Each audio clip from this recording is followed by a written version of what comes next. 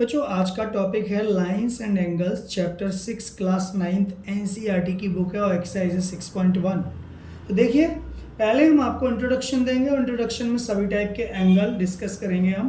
तो आपने कुछ एंगल तो पढ़ रखे हैं 6, 7th, 8th में, और तो कोई बात नहीं, वो भी डिस्कस करेंगे जो पढ़ लिए हैं। और देखिए, पहला है acute angle.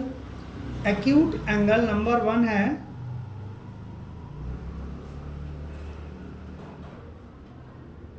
Acute angle 90 degree से छोटा होता है। और 90 डिग्री से छोटे का मतलब है, जैसे सपोज कर लीजिए ये एंगल एक्यूट एंगल है, ठीक। एक्यूट एंगल 50 का भी हो सकता है, 51 का भी, 69 का भी, 75 का भी, 85 का भी, और 89.5 का भी हो सकता है। यानी 90 से कम होना चाहिए बस, ठीक। 0 से बड़ा और 90 से थोड़ा सा कम भी होगा तब भी वो एक्यूट एंगल कहलाएगा, बट 90 का नहीं होना चाहिए तो वो फिर राइट एंगल कहलाएगा। तो मैं मान लो इसको ले रहा हूँ 55 डिग्री। बहुत सारे हो सकते हैं एक्यूट एंगल, एक नहीं हो सकता।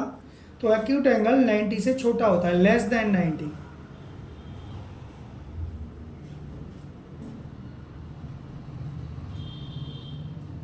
दूसरा है राइट एंगल।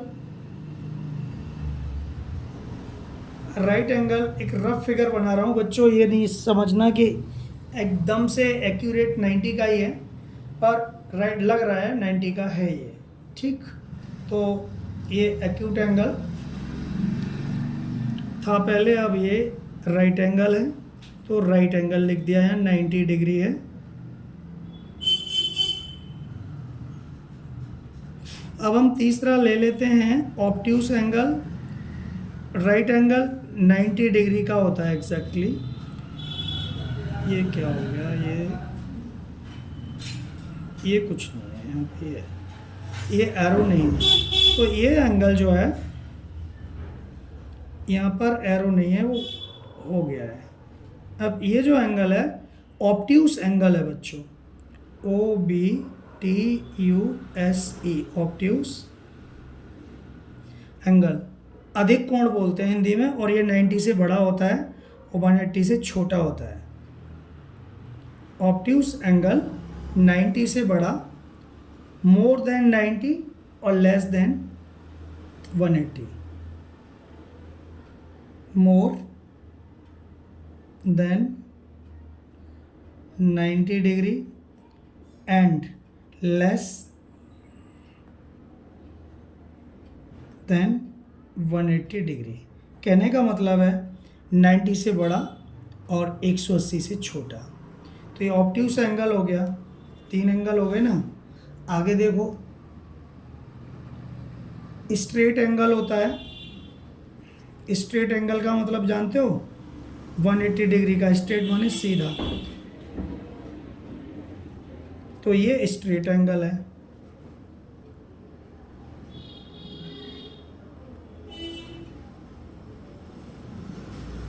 सीधा एंगल स्ट्रेट एंगल, ठीक, 180 डिग्री का।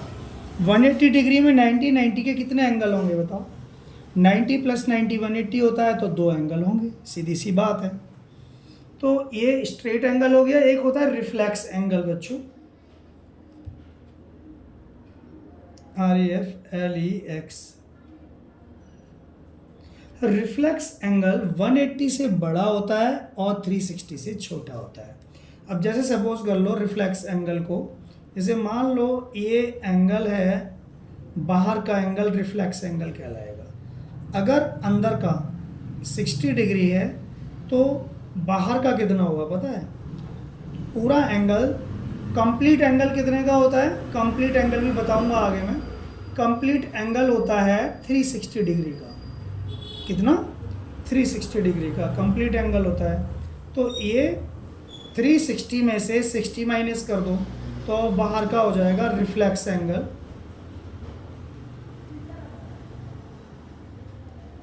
रिफ्लेक्स एंगल 360 टोटल है, पूरा एक राउंड में चला गया एंगल, और 60 को माइनस कर दो क्योंकि वो अंदर का है, तो बाहर का आ जाएगा 300 डिग्री। तो ये बाहर का हो जाएगा 300 डिग्री, तो ये रिफ्लेक्स एंगल हो गया। तो रिफ्लेक्स एंगल जो होता है मोर देन 180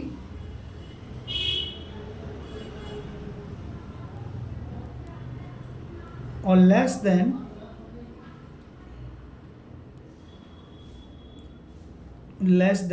360, यानी 360 से छोटा और 180 से बड़ा रिफ्लेक्स एंगल होता है। तो ये एंगल वो हैं जो आप पहले पढ़ चुके हैं, और नहीं पढ़ा है तो आप समझ लो, वरना 4 तो पढ़ ही चुके हैं आप। ये 4 एंगल कौन कौन से? Acute angle, right angle, obtuse angle, straight angle, ये 4 एंगल तो पढ़ चुके हैं आप। अब रिफ्लेक्स एंगल नहीं पढ़ा है तो आप अब देख लो, ठीक है। अब आगे है एक और एंगल है जो आप पहले पढ़ चुके हैं 8th क्लास में, जो नहीं पढ़ा है बच्चे समझ लें। तो इसको कहते हैं कंप्लीट एंगल।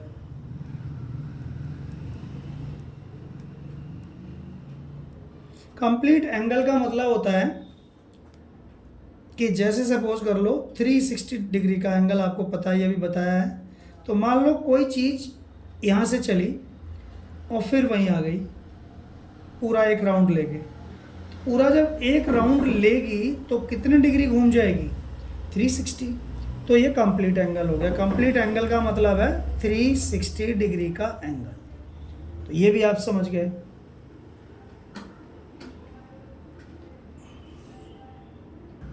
अब अगला है लीनियर पेयर।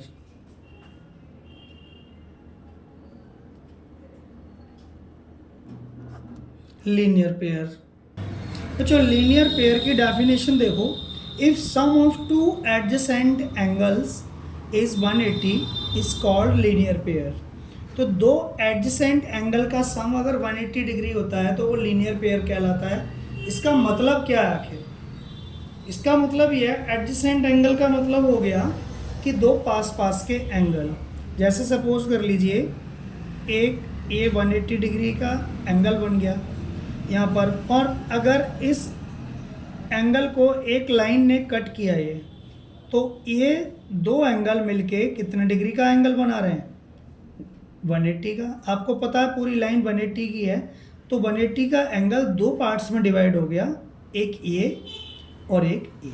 इसको ए मान लेते हैं, इसको बी मान लेते हैं, और दोनों को प्लस करने पर 180 आएगा, क्योंकि ये लाइन एक स्ट्रेट लाइन है। लाइन तो सारी स्ट्रेट होती हैं, लेकिन स्ट्रेट लाइन का मतलब है कि 180 डिग्री का एंगल है ये। If sum of two adjacent angle, adjacent angle का मतलब होता है पास के एंगल, पास के एंगल, पास के एंगल्स को कहते हैं एडजेसेंट एंगल। तो यहाँ पर a plus B equal to 180, ये इसका फॉर्मूला है।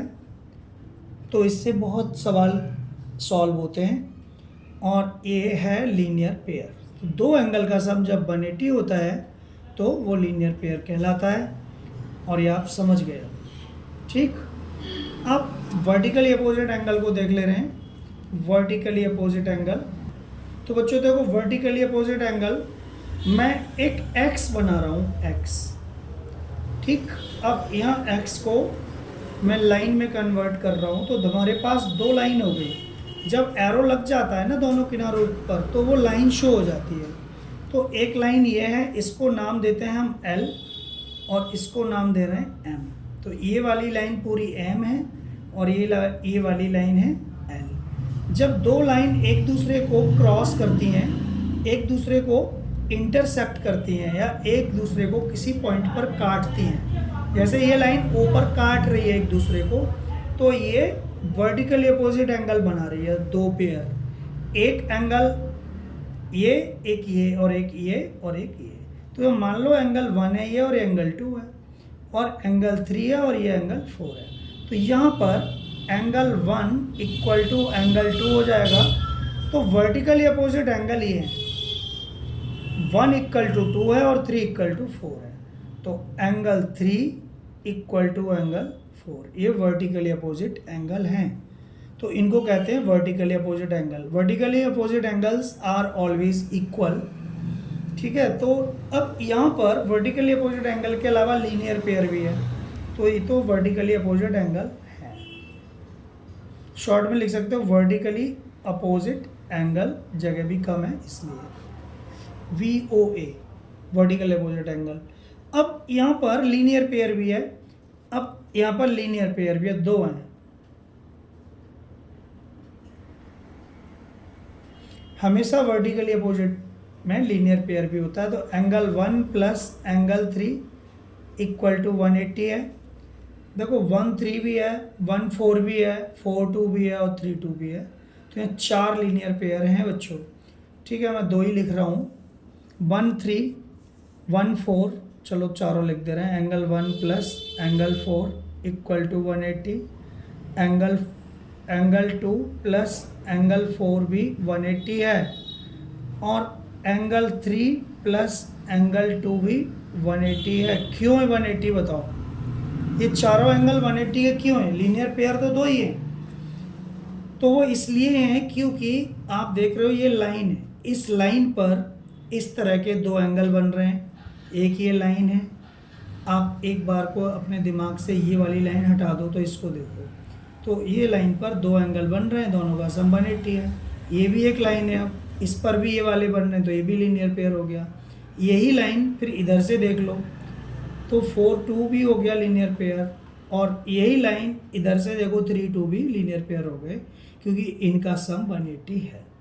तो यहाँ पर लीनियर पेयर भी है। अब आप समझ गए होंगे वर्टिकली अपोजिट एंगल क्या होते हैं और लीनियर पेयर भी क्या होते हैं, अच्छी तरह से आप समझ गए होंगे।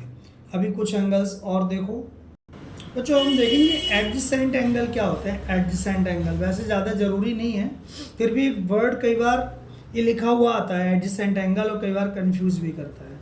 तो ADJACENT एडजेसेंट एंगल।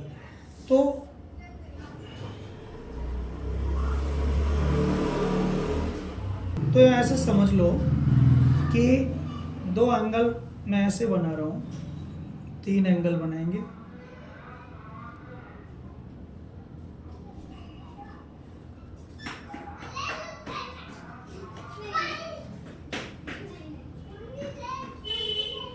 ये बच्चों कितने एंगल हैं यहाँ पर? एंगल 1, एंगल 2 और एंगल 3, ठीक है। वैसे तो एंगल 6 हैं टोटल ये, लेकिन हम यहाँ उस तरह से बात नहीं कर रहे कि टोटल कितने हैं। यहाँ पर पास पास के एंगल देखो, एंगल 1 और 2 एडजेसेंट एंगल कहलाएगा यहाँ पे। तो एंगल 1, अब एडजेसेंट एंगल क्या क्या है? एंगल 1 और एंगल 2 एडजेसेंट है क्योंकि पास पास है, पास पास के अगल बगल के एडजेसेंट हैं। और क्या है? 2 और 3 भी एडजेसेंट है, एंगल 2 और एंगल 3 भी एडजेसेंट है, ठीक है ना। तो 3-2 या 2-3 एक ही बात है, लेकिन यहाँ पर 1 और 3 कभी भी एडजेसेंट नहीं होंगे क्योंकि ये पास पास के नहीं है, बीच में 2 इसमें आ रहे हैं। एंगल 2 इसमें बीच में पड़ रहा है ना, इसलिए। और ये थर्ड नहीं है, ये एडजेसेंट है, लिख दो ADJACENT एडजेसेंट एंगल। लेकिन यहाँ पर एंगल 1 और 3 यहाँ पर एडजेसेंट एंगल नहीं है, नॉट एडजेसेंट एंगल। तो ये एडजेसेंट एंगल नहीं है 1 और 3, ये 2 ही एडजेसेंट एंगल हैं इसमें। अब लीनियर पेयर भी बच्चों एडजेसेंट एंगल भी होता है। Linear pair also adjacent angle. तो यहाँ पे जैसे ये लीनियर पेयर है, अभी हमने बताया है कुछ मिनट पहले, तो देख रहे हैं आप यहाँ एंगल A था और यहाँ B है, तो A और B दोनों मिलके 180 होंगे, पर A और B पास पास के एंगल हैं, तो ये भी एक एडजेसेंट एंगल का पेयर कहलाएंगे। तो A और B यहाँ पर एडजेसेंट एंगल है क्योंकि बिल्कुल पास पास है, इनके बीच में कोई भी और एंगल नहीं है। ठीक है, आप समझ गए होंगे एंगल। अब नेक्स्ट टाइम हम करवाएंगे आपको एक्सरसाइज 6.1।